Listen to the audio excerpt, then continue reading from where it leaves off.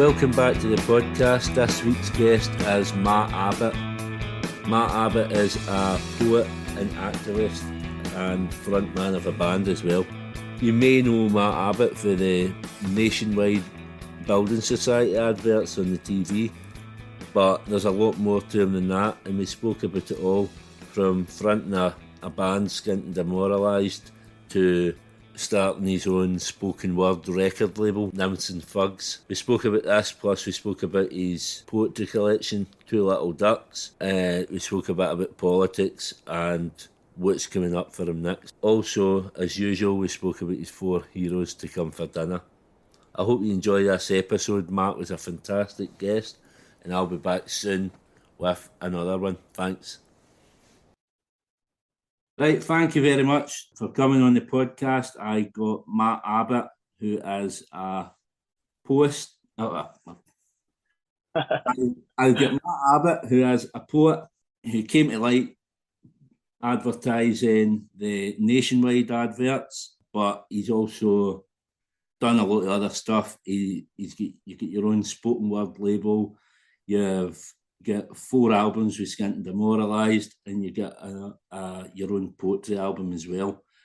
Amongst lots of other stuff, you've done stuff with kids, blah, blah, blah. We're going to get onto it all. So, at the start, I'd just like you to get back to the start of your life and what life is like growing up. So just whenever you're ready, just fire away. Fair enough, mate. Sounds like a therapy session. I guess from the angle of being a poet and doing what I do, I was always obsessed with the lyrics in songs. And I think around the age of 11 in particular, I really became obsessed with it. People of our age or my age or older will remember CDs and used to get the album, listen to it from start to finish and read the lyrics of the CD sleeve. And that was always the first thing that I did. And around that time, like rap and hip hop was quite popular in the mainstream as well. So I was always just absolutely fascinated with lyrics. But at the time, I didn't really realize they were all American. It never really occurred to me just because everybody was. And then when I was about 13 or 14, I came across The Streets, like The Streets debut. Do you know what, actually? I was 12 when The Streets came out, weirdly.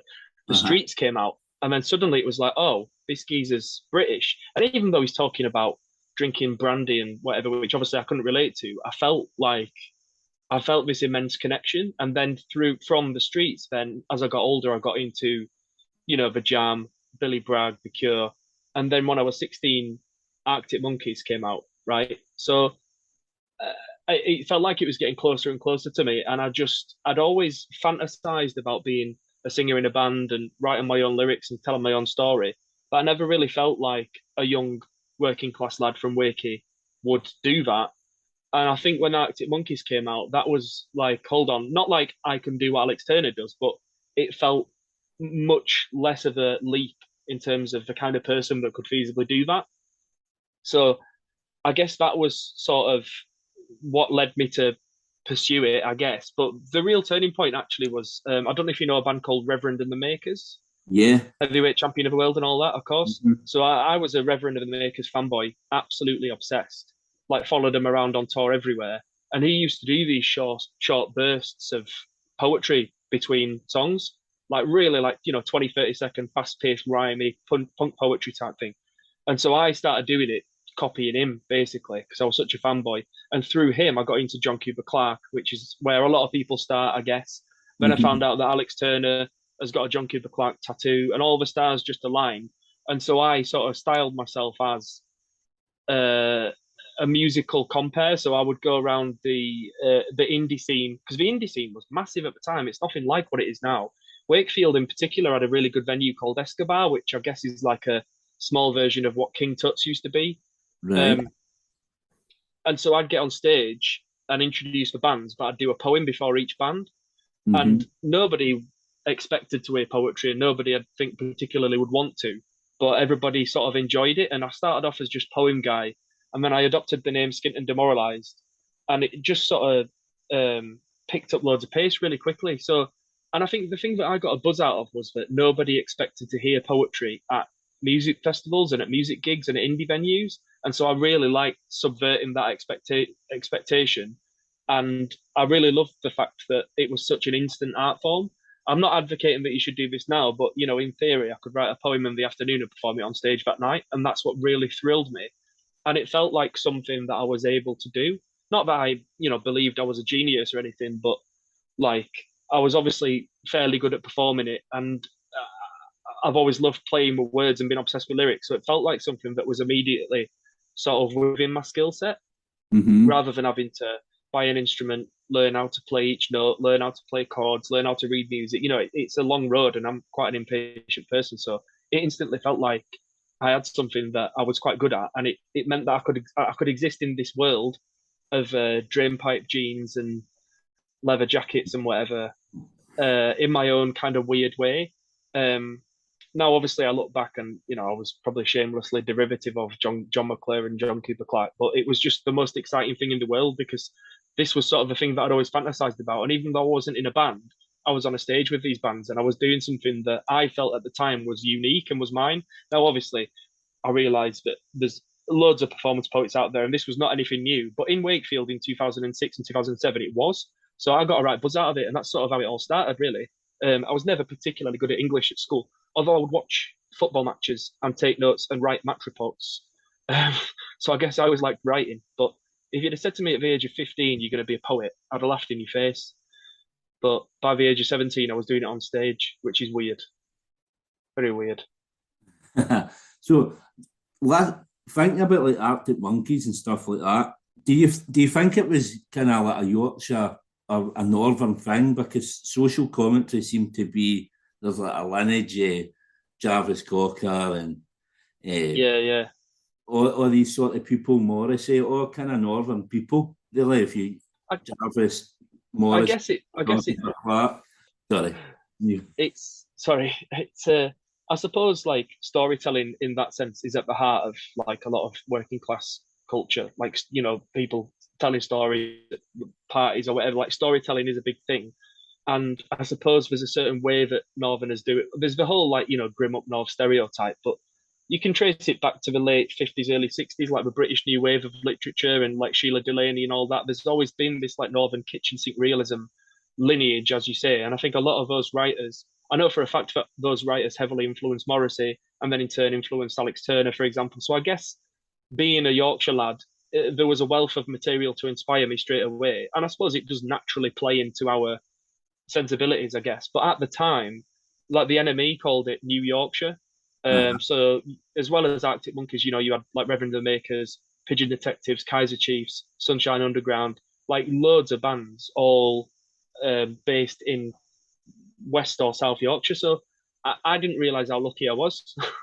You could turn up to Escobar on a Friday night or Saturday night, not knowing who was playing and not arranging to meet up with anybody. And you knew that there was going to be a good band and you're going to get good chat. So like, I didn't realise how lucky we were really, but that was the world that I sort of managed to find a place for myself on stage, doing something that I found really exciting. And I never really wanted to let that go, to be honest. So obviously, you're saying that you kind of get into it through the music scene. Am I right in saying then that you didn't go to university or then you didn't No. Kind of education in that kind of format, really? So when I started performing on stage, I was studying A levels at sixth form. But if I'm entirely honest, it was just because I finished school at 16. I didn't really know what to do next, and that was just like a fairly obvious and easy thing to do. And then not long after I turned 18, I'd been uploading my poems to MySpace Music, reference for the kids there. Yeah. And this songwriter producer from Sheffield found me on MySpace, and he had a load of instrumentals that he'd been working on, and they'd got like demo of a week in NME and stuff.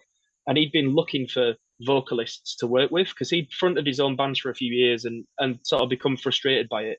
And he wanted a project where he wrote and produced the music and somebody else did the lyrics and the vocals.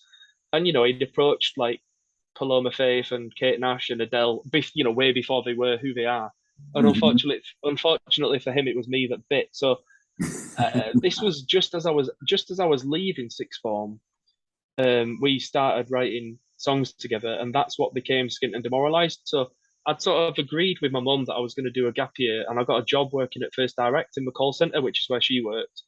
I was just going to sort of do that as a gap year and then go to uni. Not a gap year, as in like traveling around the, Africa or whatever on a white savior mission, but just like I don't know, just to figure out a plan, I suppose, because I got 3 C's at A level, which didn't give me a lot of options. And it was whilst this was happening, the band just absolutely went crazy, and we ended up signing to Universal.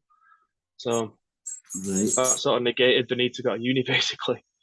So I mean, as you touched on Mike Skinner earlier.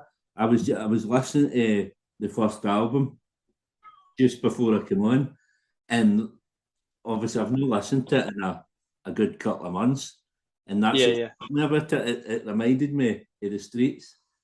It was our first album. I loving Catastrophe. Yeah, mate, I've not listened to that for years, to be honest. Yeah, I listened to that. I mean, I listened to your last album earlier the day, but I went back and listened to the first album, and it struck me how much of Mike Skinner was in it, really.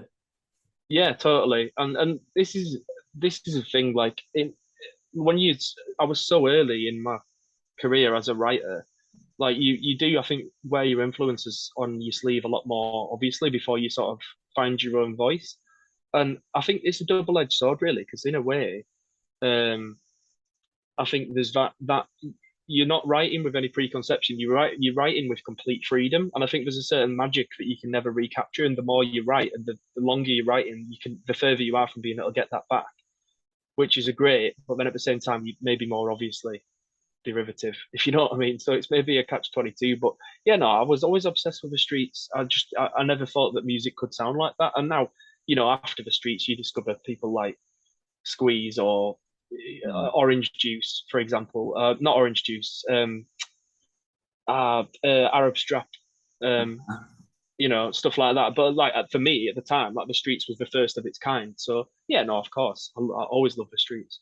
So how, obviously, you said at the time that guy contacted you and he had music and he was wanting lyrics put to it. So how does that work? Sorry. How does that work? How's that kind of process evolved into like the fourth album? Is it still kind of the same process? Yeah. We've never ever written together in the same room. Like right at the very start, he had these instrumentals, and he took my recordings and basically chopped them up and put them on top of the instrumental. So like edited the timing or looped certain lines for a chorus or whatever. And then I would maybe make a couple of tweaks, and that would become the song. And then as we started writing together a little bit more, it might be that I had a lyric idea, so I just recorded myself saying a lyric into my phone, and he wrote music in response to it. But it's either one or the other. I write a lyric and he writes an instrumental, or he sings me an instrumental and I write a lyric for it. We've never written together in the same room. It's always been completely different. And now obviously the fourth album is a world away from that first one. But yeah, that's just how we work. And I don't think we'd be able to do it in the same room. I don't think I'd be able to write on demand like that. I think we're both quite private in the way that we write, which is weird, but we just have this unique understanding of each other. And obviously I've learned a lot from him. So when he first approached me, I was 18 and he was 36. And he, at this point, he'd been making music his whole life. I was only just starting out, but we just sort of get each other. We just have this understanding. So he made me a better lyricist and helped me with a bit of a musical side of it, like the timing or whatever. But yeah, we're quite lucky really that it just fell into place. And in a weird way, no, not in a weird way, I just wish that we'd actually had a bit more time to develop, because he approached me in the April. We wrote this track called Red Lipstick pretty quickly and made a video for that in like the September. And it was over the Christmas period that the major labels were all over us. And so we signed a record deal in March 2008. And it was literally 9 months after he messaged me on MySpace. Right. So like, in a way, I wish we'd actually had a little bit longer to develop, and I'd had more time to develop. It all happened so quick. But at the time it was very exciting. Right. So obviously, see when you're writing stuff as well, this might be going a bit forward or whatever, further forward, but see when you're writing poems or other stuff or whatever, do you sit down and say, I'm going to write something for Skint Demoralised, or are you writing a poem, or does stuff just happen and you think that'll go to that, or what? It's a little bit of both. I feel I've been working. I'm a bit rusty with it all because I've been writing a novel for just over 3 years, which is obviously the same project that you keep adding and adding and adding. But sometimes when, like, for example, when we were writing the last album, like Gledhill, he's the other half. He might suggest an idea. Sometimes an idea would just come out of nowhere, but it's a little bit of both. You can't just rely on divine intervention to just land in your head all the time, but you also can't sit down with a moleskin and try and like map it out on a spreadsheet type thing. It's a little bit of both, really. You've got to try and find the time for writing and try and give yourself the headspace so that a lyric might come, but at the same time, it can't be too contrived, you know. And I think, well, I'll tell you what it is, right? If he sent me instrumentals that excited me, that would make me want to write a lyric for that instrumental. So like we really would egg each other on.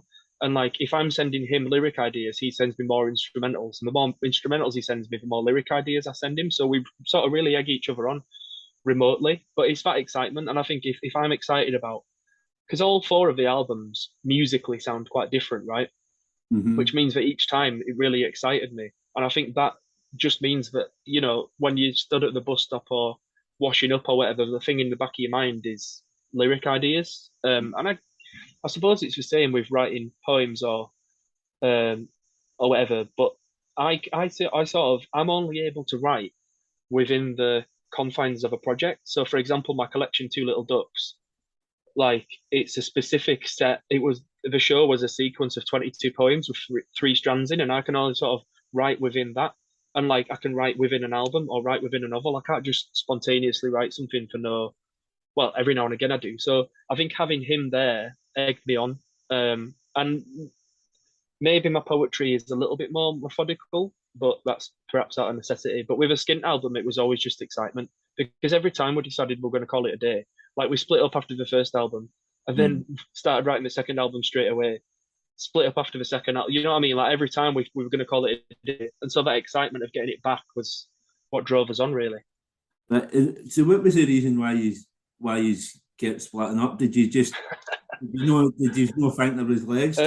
So I mean, the first time, obviously, we'd had this mad journey where we'd been signed to Universal, and that was, you know, I think we were only signed to the label for about 18 months or something, and when that all went to shit, they'd sort of convinced us that they were going to drop Skint and Demoralised and they weren't going to release any Skint and Demoralised material, but they did want to keep us both on if we maybe released something just under my name, Matt Abbott, and we ended up writing some new tracks that were totally different musically, but where we sort of started out.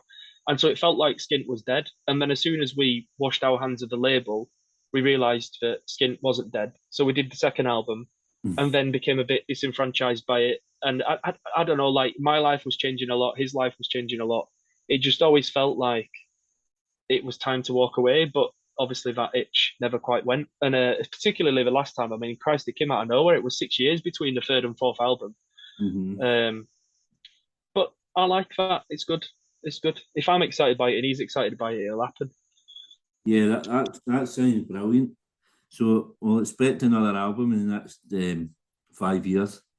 There will, there definitely will be. I need to finish writing this novel. I can't write anything else until it's finished, but I'm hoping to finish it by the end of this calendar year. So, in an ideal world, next year will be spent writing new Skint lyrics, new poems, whatever. But we'll see. We'll see. On to your poetry, which I'm right in saying you took your show to the Edinburgh Fringe. Yeah. Did you do the Edinburgh Fringe before nationwide adverts came about? I did a week in 2015, and I felt like the reason I did a week in 2015 was just I felt like I was progressing well with my poems. I felt like I was reaching new levels, and I just sort of wanted to test myself on what I saw as the toughest stage, because you know Edinburgh Fringe is brutal, right? So I did this week run in 2015, and it went pretty well. I sold out a few times. It was only a tiny venue. Sold out a few times, got some 5-star reviews, and that just gave me a bit of validation, really. But it was only a week's run, and it wasn't really a show. It was just like a crafted hour-long set list, if you know what I mean. But when the nationwide advert happened in 2016, I got a big chunk of money, and all I really wanted to do was invest in my career, invest in myself. And so I thought, oh, I can do a full run at Edinburgh Fringe. I can do Underbelly, Cowgate. I can do, bells and whistles, whatever.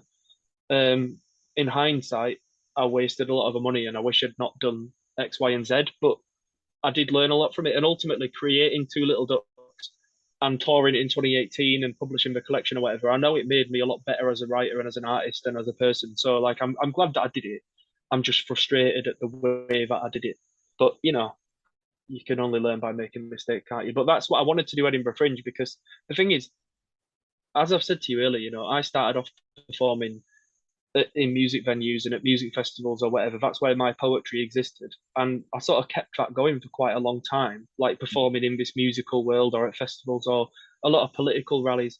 So, like, the traditional poetry world of submitting to journals and getting published, that just never seemed like it was for me. And this is one of the reasons why I set up Nymphs Thugs, the spoken word record label, because I just wanted an alternative outlet for poets who wanted to publish something that was like a finished piece of work that was produced to a high standard, but that wasn't a book. I got into poetry through listening to it, but most poets, there might be only 3 or 4 videos on YouTube, and they're really badly recorded, and it's not really representative of their best work. So that's why I wanted albums to be an option, but also, to be brutally honest, when I did that week's run in Edinburgh Fringe, I wanted something to be able to sell after the show because it's so expensive to do Edinburgh, right? So I just had these CDs that I'd sort of self-published, but then thought, well, if that's worked for me, it's going to work for other people, and the label sort of grew from there, really. But yeah, Edinburgh it's sort of like boot camping it, but it's just a shame how expensive it is. You can do it in cheaper ways, but I don't think you can do it cheaply at all, and it's just getting worse and worse, and it's becoming harder and harder for people to do it unless they've got significant backing from either a theatre or a trust fund or whatever. Yeah. Well, which is a shame. I think I seen that they were bringing in rules about people renting their houses and that up here. So mate, it's insane. Make it tougher. Yeah. So like the nationwide advert thing was like, because that's kind of where I first seen you. That's where you came to like for me. But was there any backlash for that? Was it like, I'd imagine people, you sold it and whatever. It was poetry Brexit. And I was the Nigel Farage figure in that situation. So yeah, I was one of the first 3 people to do it. So it was myself, Holly McNish, who's a massive poet, and a poet called Sugar J. We were the first 3 to do it. And for some reason, I sort of became the poster boy for it. So BuzzFeed produced this article that was, is there more to British poetry than these terrible rhyming adverts? And they used a picture of me on the article. And so whenever people were arguing on Facebook or Twitter, which in the poetry world, everyone got involved in it. It was this raging, when you see a thing on Facebook and there's like 200 comments and all these angry red emojis or whatever.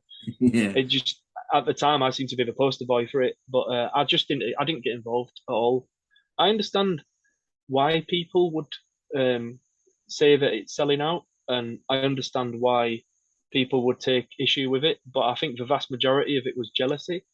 And to be honest, like, if you write poetry for a living and somebody offers you a life-changing sum of money to write a poem, it seems silly to say no. And the thing is, right, if it was for, say, like Shell or BP or whatever, I get it. But like, Nationwide's a building society. It's not even a bank. It's a building society. So like, it's a company. Sorry, it's an organization that I'm happy to have my face on. And also, the poems weren't even about Nationwide. It wasn't like, come down and get yourself a savings account today.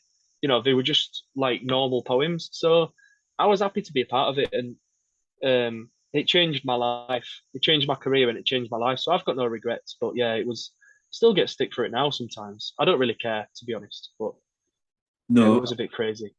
Well, I thought they were magic. When I've been speaking to people at work and telling them that I've got you in the podcast, it's the first thing I say. I say, the guy for the Nationwide adverts. They know right away who it is.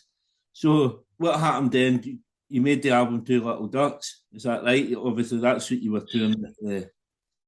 Basically, yeah. So I ended up doing a full run at Edinburgh Fringe in 2017.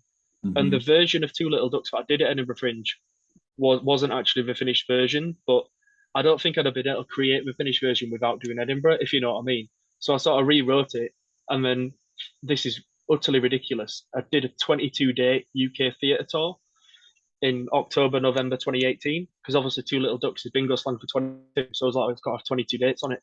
Idiot, stupid idea, right? And somebody approached me, an indie publisher approached me and said, would you be interested in publishing Two Little Ducks as a collection?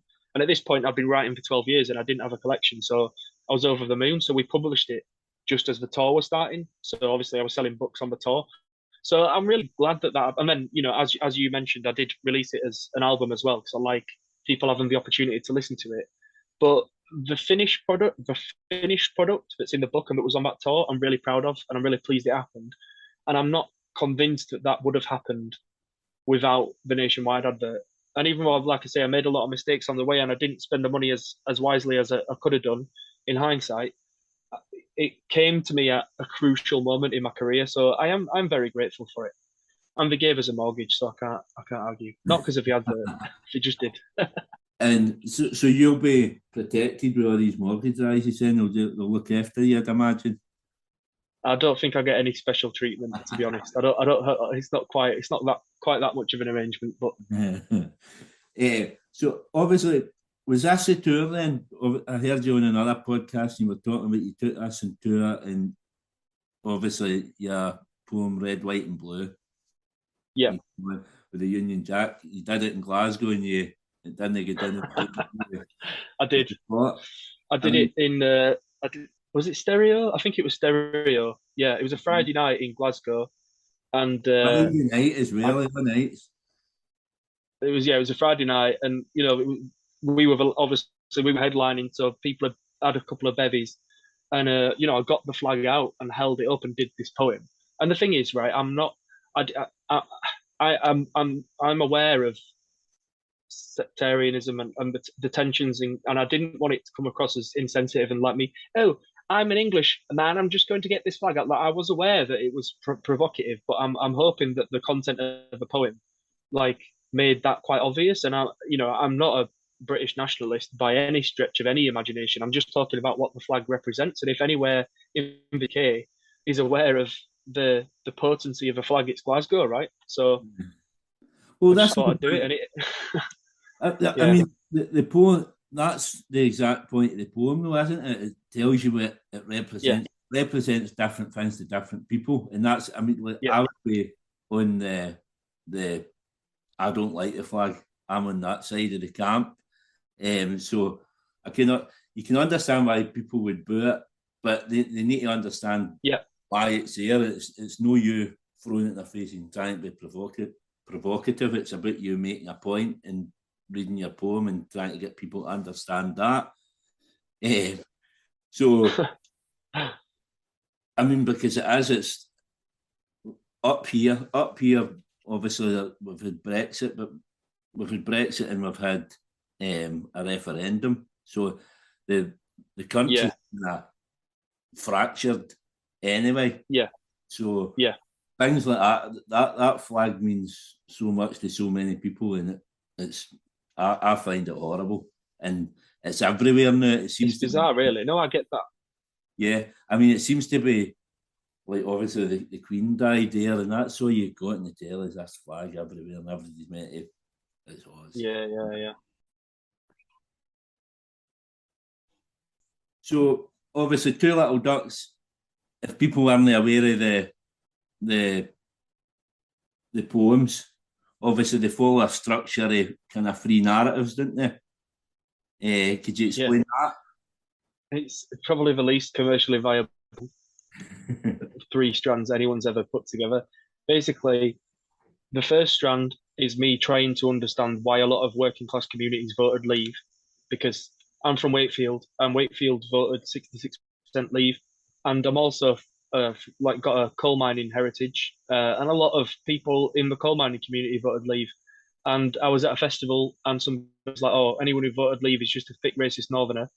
And I wanted to challenge that. Now, obviously, I know that some people who voted Leave were thick and racist, right? And I was trying to find the nuance and basically understand why so many people did. And ultimately, I saw it as an anti-establishment thing, right?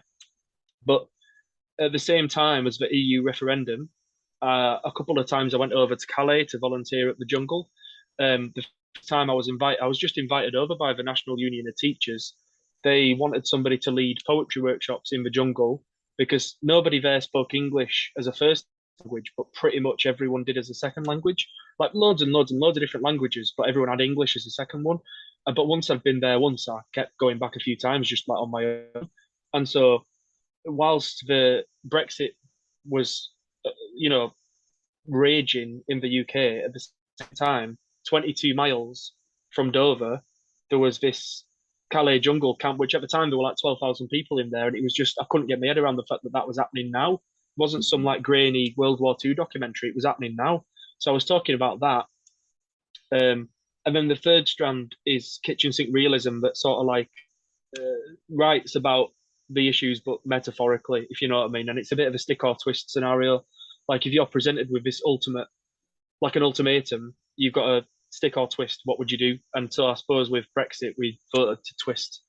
In Scotland, you voted to stick just. And anyone who's ended up in Calais voted to twist, and it's all relative in it, right? It's this whole, hashtag first world problems. But I was just interested in that concept of when you're forced into a situation that's literally life changing, what you're going to do. And so that's what the show was about. But it's obviously even me explaining it there, it's quite complicated. But when you weave them all together, well, the feedback was that it did sort of work. It was even though there were three completely different strands, like the essence of it sort of weaved together.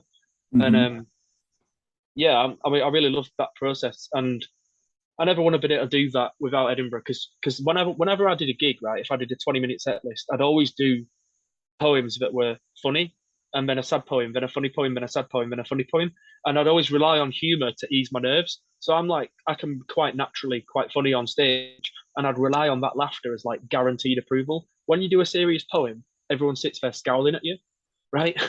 And so your natural mindset is, oh, they hate it, they hate it, they hate it. And so when I first did Two Little Ducks up in Edinburgh, it was like a poem about the refugee camp, a poem about Brexit, and then a silly one just to make me relax. And by the end of the run, I was like, what am I doing? This is ridiculous. I can't do these silly poems because it totally belittles the serious ones. Uh-huh. So I actually had it in my system that I was able to do an hour-long show where nobody was expected to laugh at any point, and actually quite a lot of it was quite dark, but feel comfortable doing it. And so that made me a hell of a lot better as a writer and as a performer. And I think it gave me the confidence to go a bit further, writing about the subject matters, not just writing about the first thing that comes to mind, but really, really sort of like immerse myself in these strands, which sounds pretentious, but as a writer, it's an important thing to learn how to do, basically. So yeah, it was like the most expensive boot camp you've ever been on, but I'm better off for it in hindsight. So see, during that then, was there a noticeable difference in audiences, like depending on where you did it? Yeah, so when I was programming it, I deliberately went for areas that were either very high Remain or very high Leave. Like I really wanted to mix it up. And the whole point of the show was that I didn't want to just preach to the converted. So like Edinburgh Fringe in general is a sort of like white, liberal, middle class, as in terms of the audience. Unfortunately, that's a lot of makeup. And I was like, well, there's no point me coming up here and doing a show saying, isn't Brexit stupid? Like I wanted to sort of ruffle the feathers. And so I thought on this tour, some people are going to come to it and really love the fact that I'm talking about reasons why people voted Leave, but perhaps feel a bit uncomfortable with the content about refugees. And then other people are going to really like appreciate the stuff about refugees, but feel uncomfortable with the fact that I'm saying, well, actually, there's a lot of good reasons to vote Leave. So either way, I was pissing someone off, but but I think people responded to it, and the fact that I was trying to find the nuance and trying to be honest about it and say, look, I'm not saying I'm right or wrong. I'm just putting across this point. I think people found it quite refreshing, and I did get stick, and I had people walking out, and I had people giving me stick or whatever. But in general, people seemed to appreciate it as something that was refreshingly honest and nuanced. And the mad thing about my Edinburgh Fringe run is I was doing these poems about going to Calais less than a year after I'd been, so I'd not even properly processed it all, to be honest. And I hate the idea that people think I went to Calais deliberately to write these poems, like as like a white savior. Like, I'll write a poem about it, and that'll change everything. I was invited there by the NUT, and having been there, I couldn't not write about it. Do you know what I mean? Yeah. But I know that I've got the right reasons for doing it. So yeah, I'm glad I did it. And then the last Skint and Demoralised album, We Are Humans, sort of continued the same themes, but maybe framed them in a slightly different way. But yeah, because I mean, the country's still incredibly divided after Brexit, and unfortunately, the refugee crisis is still, well, it's only worse. And now, with the government deporting people to Rwanda, and a Yeah. terrorist today throwing a petrol bomb at a immigration center in Dover, like it's crazy times. But I guess a poet's job is to Yeah. maybe try Well, and make that's, sense I of mean, them. But I seen just on the news the other day, a couple of days ago, whatever, it said that there was record amounts of migrants crossing the channel this yeah, year, yeah. and you kind of you have to get into their mindset of what it must be like, because like, why else would you want to come to this fucking shithole, man? Like, the place is at its worst, and there's still people want to get here because The what thing they're is, fleeing from. no one's gonna get on a little dinghy, or an overflowing boat to travel across the channel. They're risking their lives. No one's going to do that unless they're desperate. But the thing is, right, even just to get to Calais, Yeah. even just to get there, they've crossed borders illegally. They've potentially walked thousands of miles. They've left everything they knew behind. They might have left family members behind. They might have seen people killed. Like, they've risked their life even just to get to Calais. They're coming from the Middle East. They're coming from Africa. They're coming from. Do you know what I mean? Like, so even to get to that point is one thing. To then make the little journey across from Calais to Dover, you can see the cliffs of Dover from Calais. Mm-hmm. It like, just to get that far, and then to risk their lives obviously on these boats, like it's horrendous. Um, Yeah. yeah, it's so bleak, but It is, and that's the thing. Like, once you get here and you look at the state of this country, and if it was anybody else, I'd be like, "Well, why the fuck have I came here? Why the fuck have I came to this?" well, yeah, there is that. Oh, look, Richie Sunak's in charge now. It'll be a wee bit better, I'd imagine. It's just a total bonfire. Eh, so, I mean, on that lighter note, obviously, you started doing the stuff for kids. How did that come about? Somebody knew me from a previous life, and basically there's this museum in Halifax in West Yorkshire called Eureka, which is the National Children's Museum, and they wanted a poem to commemorate their 25th birthday. And so this person approached me and said, "Would you be up for writing a poem for Eureka?" And at that time, I'd only ever written sweary political stuff. I was like, "Yeah, all right, I'll give it a go." So I wrote the poem for Eureka and shared it on Facebook. And then somebody who'd been a fan of the band back in the day and lived in Dubai, worked at Bloomsbury, the publisher, saw this poem on Facebook and was like, "Oh, I bet he'd be great at writing kids' poems." And so put me in touch with the UK commissioning editor for Bloomsbury and set up a meeting, which for me is absolutely crazy because, Bloomsbury are a massive publisher. But I Yeah. was shitting it because writing kids' poetry was not something that I did. So we had a meeting and she liked the cut on my jib and said, "Well, can you send me five of your favourite kids' poems by next week?" So I panicked and wrote five. And she was like, "Great, I want to commission a collection." But that's changed my life as well, because I do so much work in schools. Like, my bread and butter, most of my income is in schools, right? And that's something that I already did, but having my own poetry to bring into the schools, it makes a huge difference. And I love writing for kids. I love working with kids. It's absolutely brilliant. It's one of my favorite things that I do. And it's a world away from the angry political stuff, which I guess I need for my own mental well-being. Yeah. But also it's making a difference in a different way. Like, so yeah, no, I love writing the kids stuff. It's brilliant. I'm eager to write some more, but it's so drastically at odds with my output for adults, my grown-up output. But Well, I I listened managed to to. balance the two.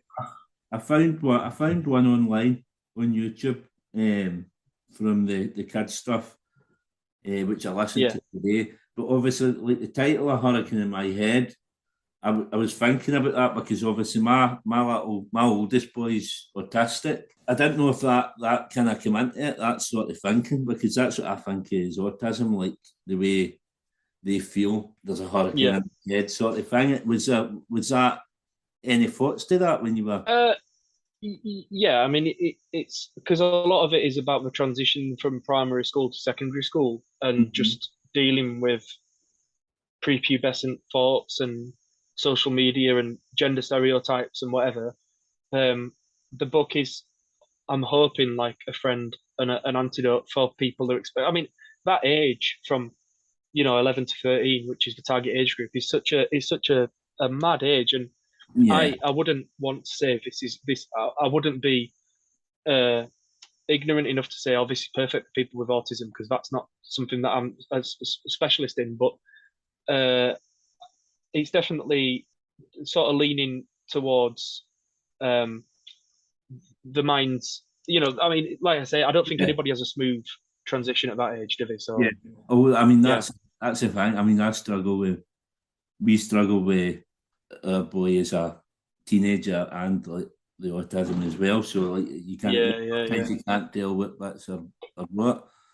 So yeah, actually that makes complete sense now that you frame it like that. Obviously, there's so much going on in an adolescent's head at that age. I Yeah, yeah. understand that. I mean, obviously you're doing a lot of this work then in schools. When did the record label come about? Then was that ongoing then? Right? I think you mentioned at the start about Skint Demoralised, and that's when you started the record label. Then. Oh no, so I basically I produced a CD to take to Edinburgh Fringe in 2015 to sell after the shows Uh huh. because I wanted something to be at sell and I couldn't see myself ever being published in print. And after Edinburgh Fringe in 2015, when I told these CDs, I thought, well, other poets might want to do that as well. Um, and so I wasn't really sure what to do. And then a poet that I really admired put something on Facebook and said, "Oh, I've got these recordings. I want to release them somehow." And I sort of pounced on it.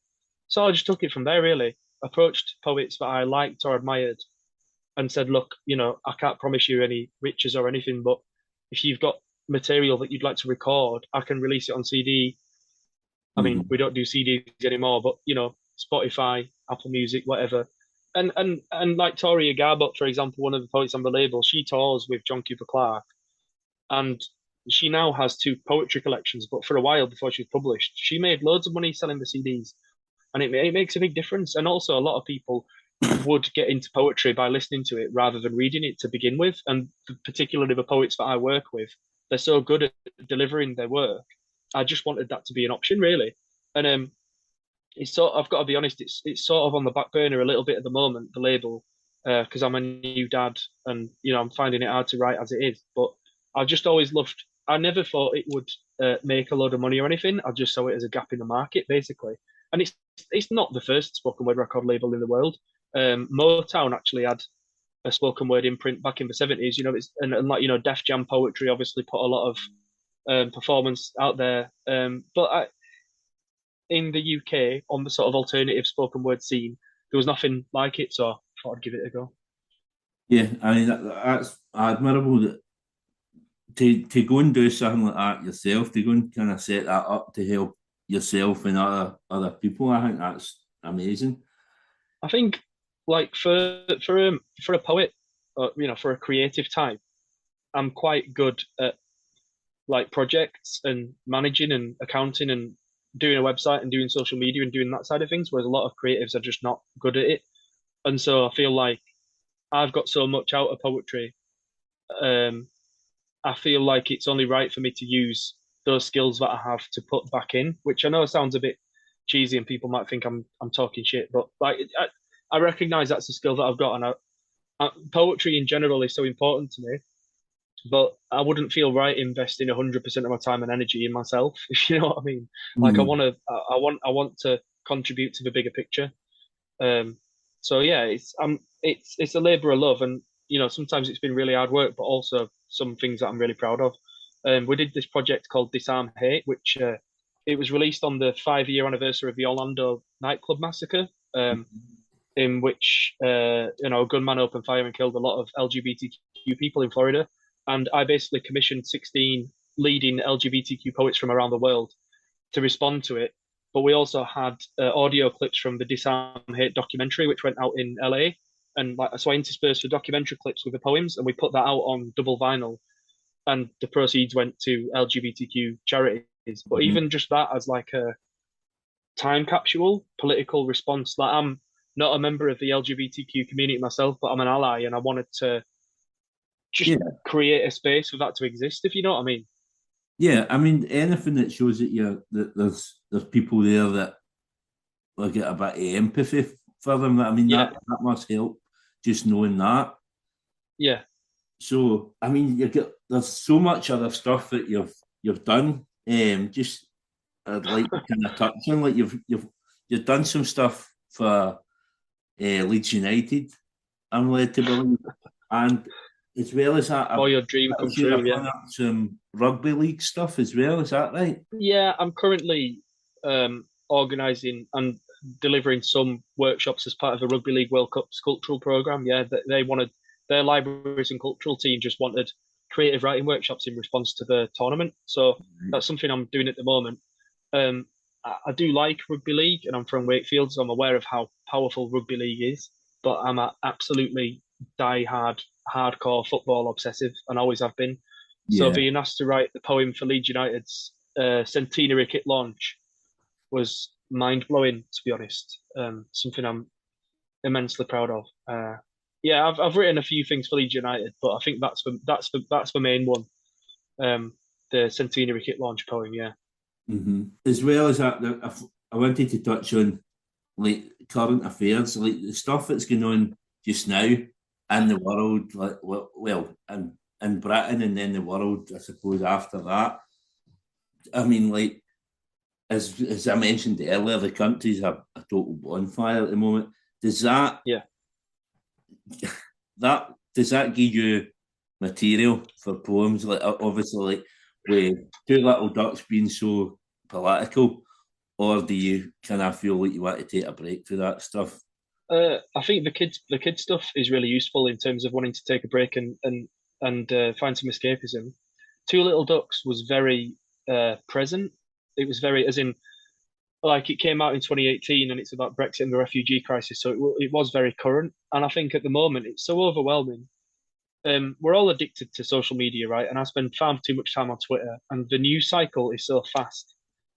And obviously, with what's happening at the moment, like 4 chancellors in 4 months and 2 p.m. whatever, it's impossible to document it all. By the time you've written the poem, another thing's happened, and that's old news, right? So what I'm doing at the moment is I'm identifying themes. So, for example, the novel I've been working on for the last 3 years is, at its core, it is anti-racist, but it's looking at sort of working class oppression, white working class oppression, but also on the flip side, white privilege and toxic masculinity, and the environment that has to exist in order for somebody to potentially go down the path of being a far right activist or a racist or whatever. Similar to how the kid in This Is England is radicalized because his dad died in the Falklands, and these older guys come along and say, well, you should be angry about this, this, and this. That's sort of what I'm working on, and that's a theme that unfortunately keeps recycling every decade or every generation. So my work is still political, but I'm taking a step back and not trying to document everything as it happens, and maybe just look at core themes that maybe I want to challenge rather than the minutiae of it, because Tories are always going to be bastards. Yeah. Sorry for swearing. There's no point me writing a poem slagging off Liz Truss or Rishi Sunak. You know what I mean? But that's why I'm working on like what are the core issues, and also what's my story to tell. So one of the things I was worried about with writing about the refugee crisis is that's not my story to tell. But I wasn't trying to tell their story on their behalf. I was trying to say, this is what I saw. This is not on the news. I saw this. You might like to know. But as a white, able-bodied man, I'm very aware of, if I'm going to take up a platform, it needs to be for a reason. So I'm looking at things that maybe I could genuinely contribute to, if you know what I mean, in terms of issues. Right. Talking about contributing, I heard you as if on like another podcast, you were talking about how you'd done some work with like the Jeremy Corbyn campaign. At some Yeah, point, I think at some point you shared a stage with Paul Weller, and it kind of, yeah, I don't know if the two things were part of the same thing, but I pieced them together and I thought yeah, of Red Wedge, which is Paul Weller and Billy Bragg yeah. trying to get kind of a strong Labour government, which kind of they didn't succeed in at the time under Neil Kinnock, but it kind of came to the fore with Tony Blair. So what I see now, obviously, I work for Royal Mail, and obviously we are going through strikes and stuff like that. And our union, along with the RMT, have started up the campaign for Enough is Enough, which is kind of similar Yep. in a way to Red Wedge because it was they're trying to kind of push for a stronger opposition. So the long and short is that something that you've been approached to do or that you would like to be involved in some way because it's Oh, probably I'd a political thing. yeah. Oh, I'd 100%. Like, I follow him on Twitter, and I've signed up to a mailing list, and I'm, want to get along to the demos. I'm well in. Enough is enough. Looks great to me, and Mm-hmm. that's something I'd love to get involved in. I've not proactively reached out to him just because I've got so much on my plate at the moment. Being a new dad and all that. But Yeah, yeah, 100%, yeah. Basically what I did, it was JC4PM was the tour that we did, but it was Red Wedge. But we were going around theatres performing to like 2, 3, 4,000 people a night. Mm-hmm. Comedians like Jeremy Hardy, rest in peace, Shappy Korsandi, Mark Steele, Sarah Pascoe, whatever. But then some of the bigger events we had like Ken Loach, Paul Weller, and it were amazing. And for me as a political poet to be able to share a stage with those people, Yeah. yeah, that's me in my truest form. That's my ultimate like.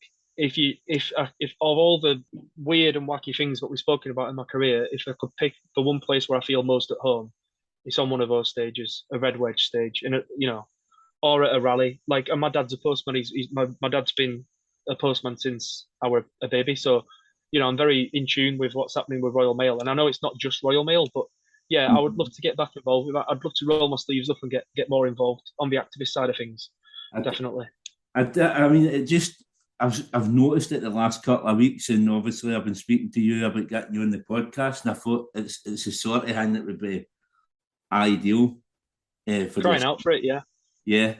So I mean, we're nearly at the end. Obviously, you've touched on a couple of times about your novel that you're writing. So what are you saying that we could expect?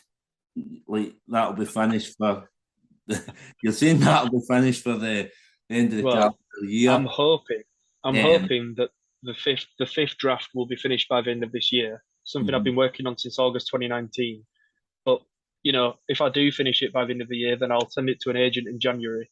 I don't know how long it'll be before I find an agent who wants to take it on. And then once they want to take it on, I don't know how long it'll be before they find a publisher who might want to publish it. And then if I do find a publisher who wants to publish it, I don't know how long it'll be before the publisher actually publishes it because it might be that they say, right, great, we'll take it on. It's going to come out in 2 years. Do you know what I mean? I don't know. Yeah. I don't know. So all I can do is finish writing it and hope that I've not wasted 3.5 years. Because the thing is, I've got to the point now where I can't write anything else. I can't write poems. I can't write skint lyrics. I can't. All I can do is all I can see in my head is getting to the finishing line with this novel. But you should only write things for yourself. And much as I hope it gets published and maybe has some degree of success, that obviously that would be the dream. Uh, First and foremost, I've written it for myself, and if nothing happens with it and it never gets published, I've loved doing it, and I'm a better writer. So that's what it's all Yeah. about, really. Well, that's the fact. But yeah, we'll see. If you write stuff for yourself, then people can see the love that's been put into it. Yeah, and also like I think if you were only, I mean, don't get me wrong, like I do a lot of commissions. So we've mentioned like Nationwide and Jeremy Corbyn and Leeds United, and I do love a commission when I'm writing for someone else. But if you're not writing for yourself at least 50% of the time, then it becomes a bit soul destroying. And ultimately, like the thing that I love most in the world, apart from my wife and my son, is writing. So if you're not doing it for yourself, like if you don't have that, then there's no point doing it. And it's a strange life that I've dedicated myself to. My wife is also a writer, Maria Ferguson. She's a multi-award winning theatre maker and also an esteemed poet as well. And like it's not a simple or straightforward life. So if you don't absolutely love doing it, then not much point really. Well, don't get me wrong, a lot of people do it as a hobby, and that's completely valid. But what I'm saying is, if you choose it as a way of life, which it is rather than a career, if it's a way of life, then you've got to love it. So whatever happens with this novel, I have enjoyed doing it. We'll see. And it extends on from one of the poems in Two Little Ducks. Basically, it's like one of the poems in Two Little Ducks. I was like, there's more in that. And I didn't think it was going to be a novel. I thought maybe it'd be a long poem or a second collection or a stage show. I didn't really know. But the more I started, I kept writing it and kept writing it, kept writing it. I was like, oh shit, it's a novel. Oh God, what have I done? well, I'm not a novelist. Fingers crossed that we get this out at some point and we can all read your novel. Fingers crossed. So, last part of the podcast, obviously, it's called Time for Heroes. So I have 4 heroes, or as many heroes as you want. Some people have picked like 10, some people have picked a couple. Heroes to come for dinner and what you would cook. Why are they heroes to you? Sheila Delaney, who wrote A Taste of Honey when she was like 15 or 16. Anyone who can produce a work that good, that's endured for so long and inspired so many people at that age, just fascinates me. And like, she was a working class Mancunian woman of Irish heritage, and she just seems fascinating. So Sheila Delaney, definitely, just because I'd love to pick the mind that created that. I love A Taste of Honey. I think it's amazing. So Sheila Delaney, number 1. I know he was probably a bit of a knob, but Jim Morrison, I'd just be interested to see what's going on there. I used to be obsessed with The Doors, and I do quite like some. Why have I just said that? That's such a bad answer. Sheila Delaney, definitely. Right, we'll edit it. Oh, you can keep it in if you want. I don't mind. It's quite funny. Sheila Delaney. I've said that a million times. Frank O'Hara is a poet that I absolutely love, and he wrote a lot about homosexual life in New York in the 1960s, and I just love Frank O'Hara. So again, I could hear him speak all night, and I really love reading his poems. So Sheila Delaney, Frank O'Hara, I think Billie Holiday. I love listening to Billie Holiday, and I think even though she managed to write an autobiography not long before she died, I just think she's got so much to say, and her story is just so fascinating. So I'd like to pick Billie Holiday's brains, and I'll say Billy Bremner as well. Right. Brilliant. I always like a wee footballer on the podcast. It's always nice to touch on that. And he's I'd have to say Billy Bremner. Yeah. Pictures of him for anyone who doesn't know, probably Leeds United's most iconic player, one of the captain of the Don Revie team that was the best team in the world in the 70s. And there's pictures of him in the changing room after the game, smoking a fag, and I don't know, he's just what a character. About 5.5 feet tall, but could take on anyone. Yeah, I'd love to. Oh, I've got one last one to throw in. Sorry, David Bowie. Brilliant. David Bowie, he's got to be the most fascinating person that's ever lived. He's almost not human. We went to see the Moonage Daydream film recently, and it's just phenomenal. And David Bowie. Yeah. Brilliant picks. And what you cooking them? Are you a good cook? No, I try. I've got maybe 3 or 4 things that I'm quite good at. My wife's a really good cook, and she really enjoys cooking. I like to contribute and sort of chip in, but I'm maybe more useful in other areas. I did a chili last night, which was pretty good. Right. I'm all right at a few things, but I'm not a natural. Yeah, I'm kind of the same. If I'm good at something, then I end up you get the same dinner rotated every 3 days. Yeah, well, that's it. I'm good at washing up. That's brilliant. Thank you very much for your time, Matt. Just before we go, where can people find you if they want to get in touch? Matt Abbott Poet on Twitter and Instagram and Facebook, or mattabottpoet.com. So it's all just Matt Abbott Poet. It's all the same. Magic. I'll post all the links and all that in the show notes, and anybody can go and find you there, or just what you've said. If you go to mattabottpoet.com, everything else is on there. All the social media channels, all the books, everything, all the albums, everything is on mattabottpoet.com. So that's where you want to go. Magic. That's brilliant. Thanks a lot for coming on. I hope you all enjoyed this episode of Time for Heroes podcast.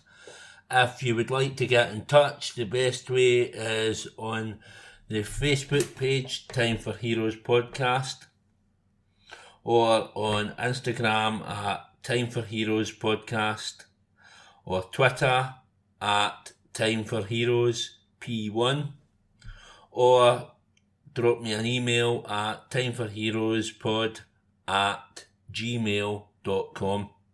You'll find Time for Heroes on all podcast platforms, including Spotify, Apple, Google and Amazon. Please leave a review where you can, share with others, and more importantly, enjoy.